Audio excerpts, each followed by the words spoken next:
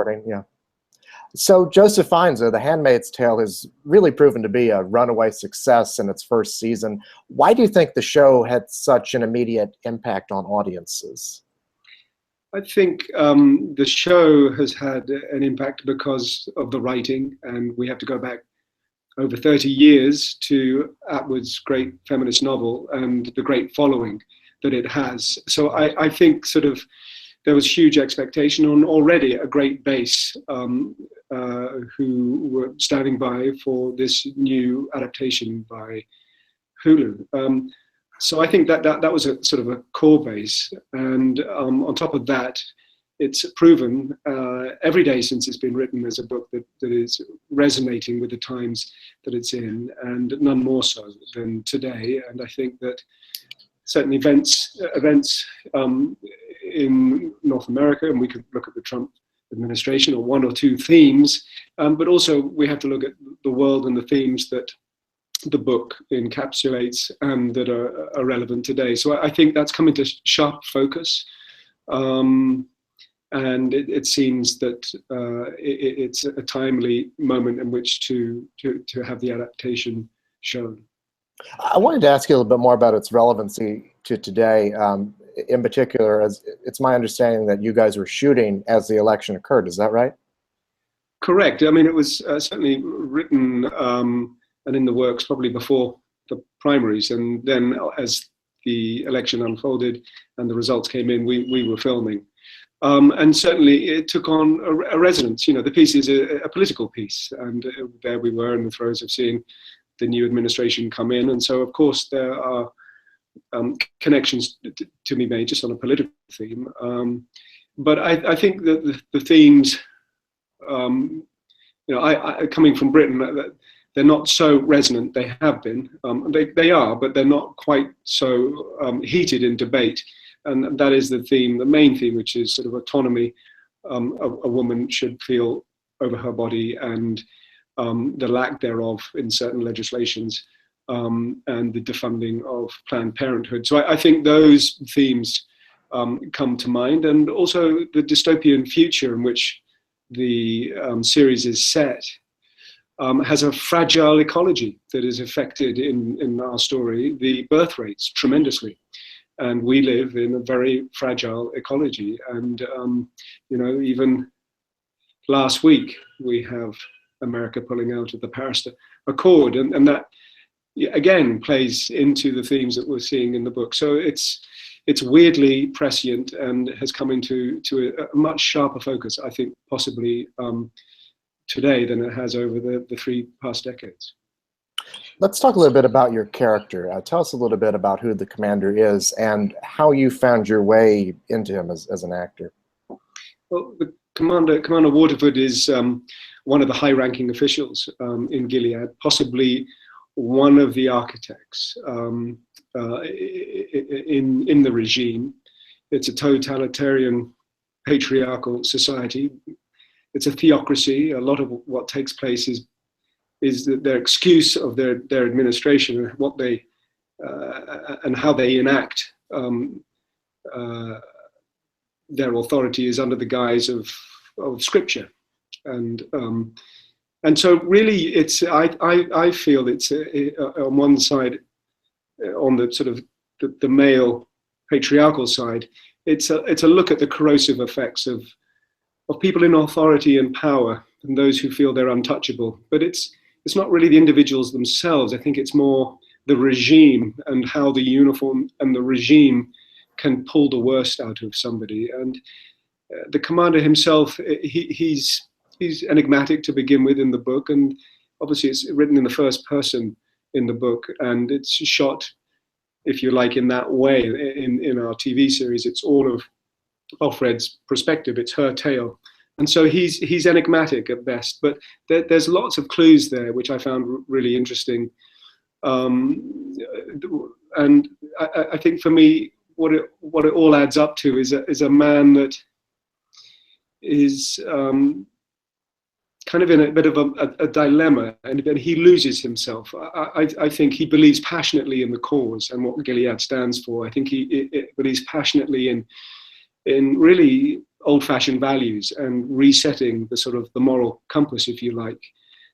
So he's on the political front and on the personal front. What I could gather is that he's a man that wants to take charge and take care. But in his position of authority, he cannot help but abuse that privilege. And so you see the carer and the abuser. And that was really, for me, the most interesting part of the relationship. And it's borne out through the interaction of Offred, played by Elisabeth Moss, our handmaid, who's positioned into the household of the Waterfords and Fred Waterford. And he allows her to break the rules. And there's all of this sort of game of control,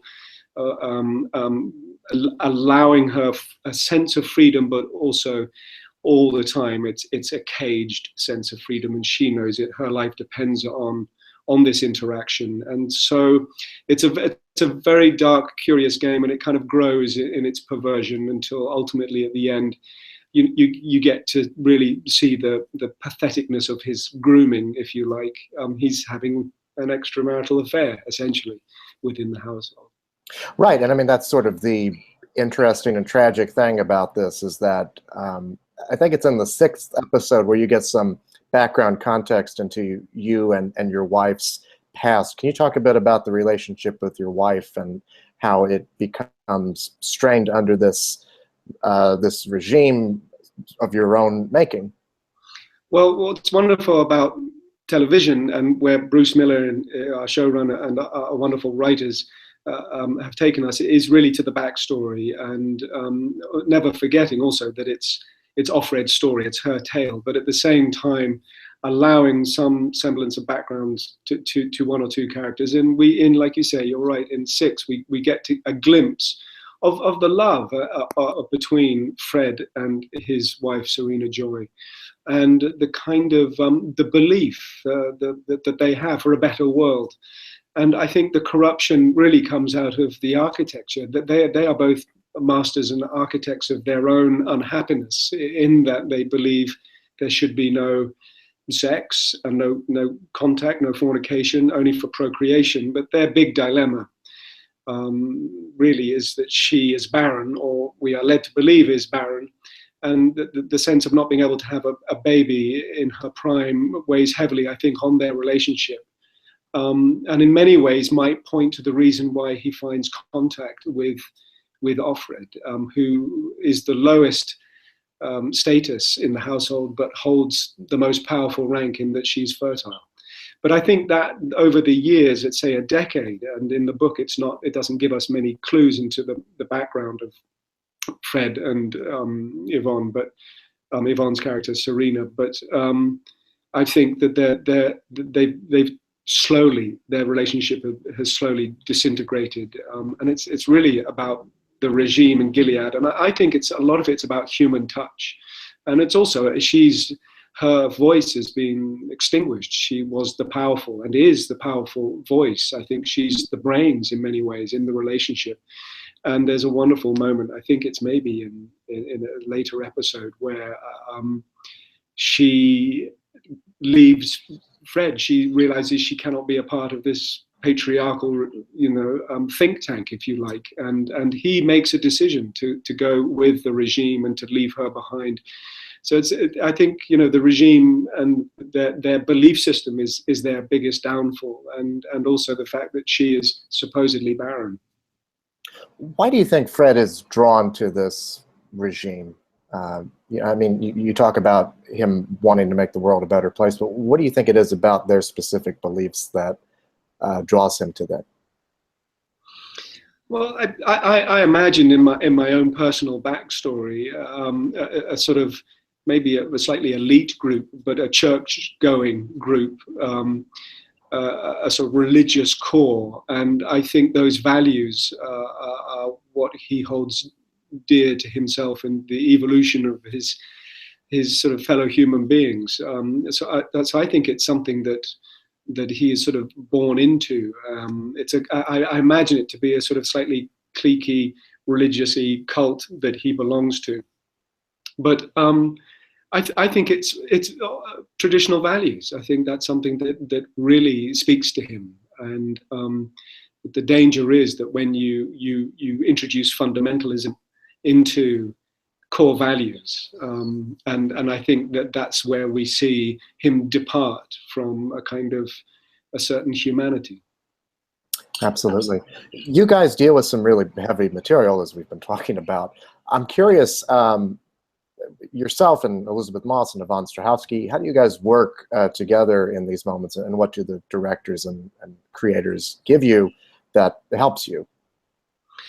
Well, you're right. It's Yvonne, Elisabeth, Reed Morano, Colin Watkinson, our cinematographer. I mean, everybody. What we have here is this rare occasion of a convergence of extraordinary talents, underpinned by great writing. So we're all guided as sort of creatives by the blueprint, which is the novel and Bruce and the writer's work. But I think it's all clear and present really in the script and in the book. But you're right that there are certain moments. I mean, every moment for me in that household and in the world of Gilead is pretty creepy and tough. But none more so than the ceremony, which is really a reflection of the rape culture that Gilead has brought about to bring up birth rates. And this was something that's particularly described in the book, and I think it was a great responsibility to all of us to get the tone right. And what I thought was great with Reed and the writing was the way it was shot. It's horrific. It spends a lot of time tight on Elisabeth, but so what you feel is there's nothing gratuitous, and that was lovely. All of us agreeing that it shouldn't be explicit, and yet how do we get it to be horrific and horrifying without being gratuitous? And I think so. That's just a sort of, it's led by the writing, it's executed by the director, it's agreed upon the actors, and it's kind of that place where everything is really there for you to pull the trigger, but it's sort of moving with caution and respect.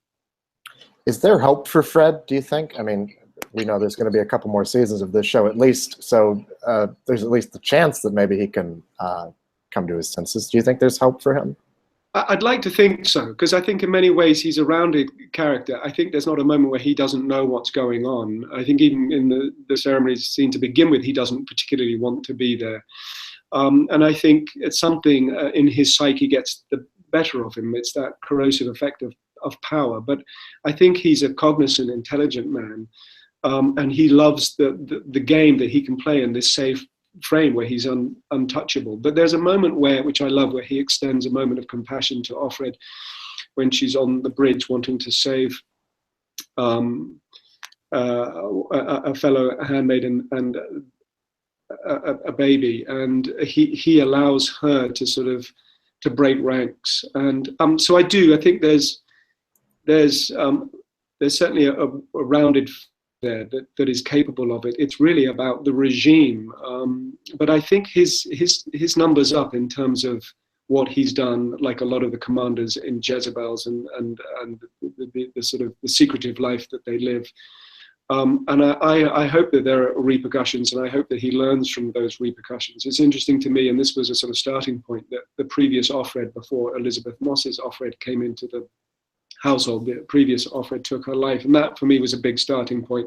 What were the ramifications for the household and to Fred and to Serena? And so to begin with, I think there's a great sense of care. So I'd like to think that there's a human part to Fred, but I think let's hope in season 2 he gets to explore that side of his nature. Absolutely. Before we go, I wanted to ask you about Shakespeare in Love, which is one of my favorites and a favorite of many people's. Having been a part of a movie that almost 20 years onward is still watched and beloved by people today, what does that mean to you? It means the world. I mean, I was so lucky at such a young age, pretty much fresh out of drama school, to land a part like that, which I was terrified, because it's a historical figure loved by theatre goers and academics alike. But it's just a sense of it was a period in cinema where there was great budgets, a healthy budget And we don't see that so much now. It's either kind of a paltry sum or a kind of extraordinary sum. But for me, it was a beautiful experience, and it was really about the core of actors we were with. And I remember turning to Geoffrey Rush, and I can't remember who said it to whom, but we thought this is going to be just the worst movie because we're all having so much fun, and it was a joyous occasion. And we kind of resigned ourselves to the fact that it's just, straight to video because, we should be really serious and we should be pained over what we're doing. And we were having such a glorious time. And I think in many ways that sort of fun interaction that we had kind of came through the screen. So it was a very special and lucky time. It's a once in a lifetime experience. And I truly feel sort of blessed that I was lucky enough to play a part in it. Joseph Fiennes, thank you so much, and congratulations on The Handmaid's Tale. It's a pleasure talking to you. Thanks, Zach. All right. See you. Have a